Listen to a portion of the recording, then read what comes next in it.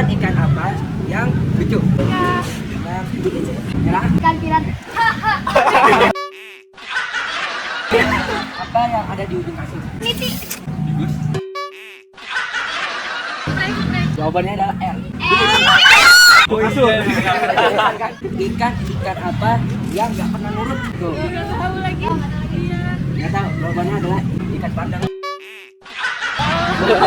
Bang, namanya siapa nih? Perkenalkan. Nama gue Gibran.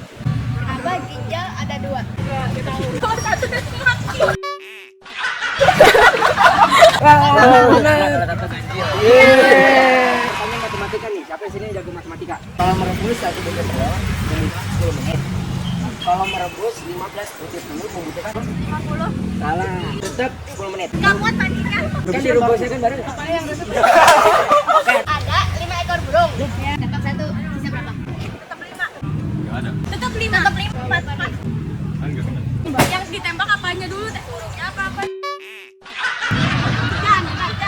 Aku nambah. Jangan nolak. Burung kita tebak gini aja di dekat. Apalagi suara tembakan. Kenapa disebut makanan? Karena namanya itu makanan. Kalau makan pakai tangan kiri gitu namanya.